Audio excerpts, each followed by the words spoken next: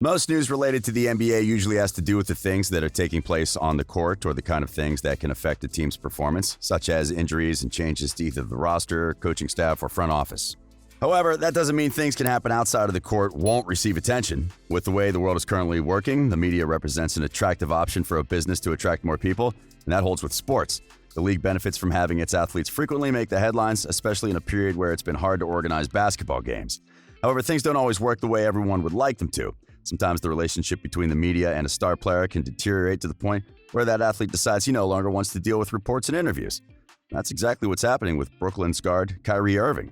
Welcome to Courtside. Today, we're taking a detailed look at the point guard's relationship with the media over the years and what are the reasons behind his actions. 2020 has been a year in which the whole world suffered the effects of the coronavirus pandemic.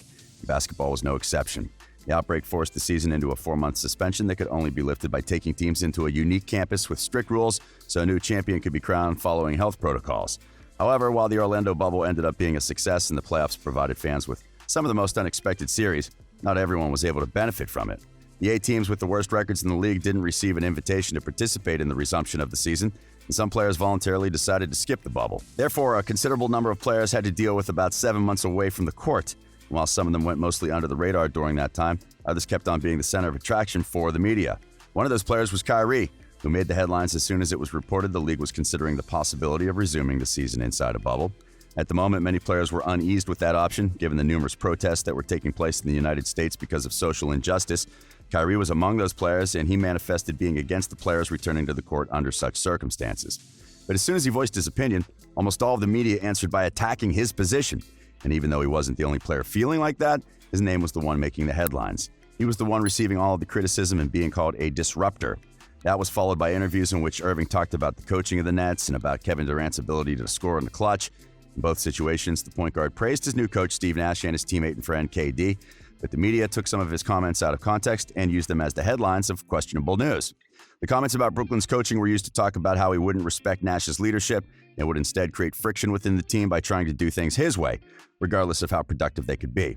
And the ones where he praised KD's skill set were taken as a critic towards former teammate LeBron James, with whom he won his first championship in 2016 by making a historic comeback against the Golden State Warriors.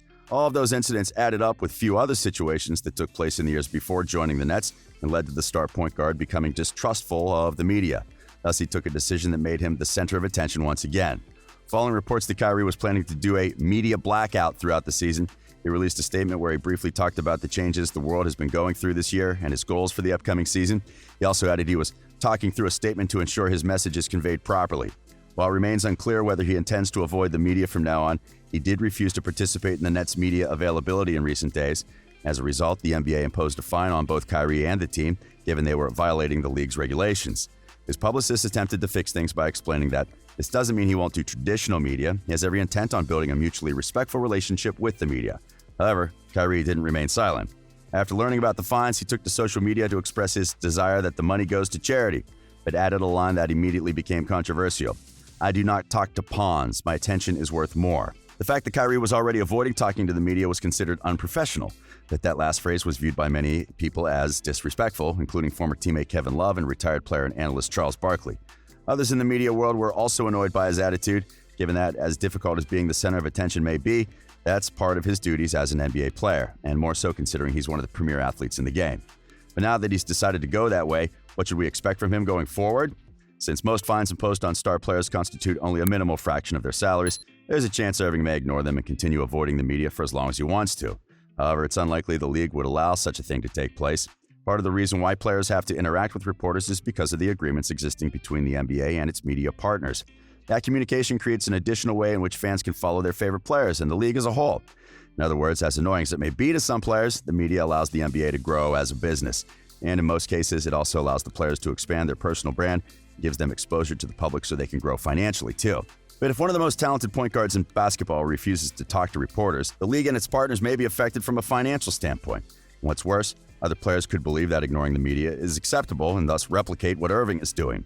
With that in consideration, it may be a matter of time before other sanctions are imposed on Kyrie and the Nets if he decides to continue his media blackout throughout the season. Those sanctions could eventually affect the performance of the team on the court if they reach the point where Irving gets suspended. And even if things don't go that far, it's safe to say the rest of the players on the Nets roster will have to answer questions about the point guard from time to time. So, even his relationship with the media is completely broken up, it would be wise for Irving to look for an alternative way to handle the situation. Given the route he's taking could end up harming his team. But in the case there's a way in which things can be mended, what would need to happen for the player to have a decent relationship with media members once again?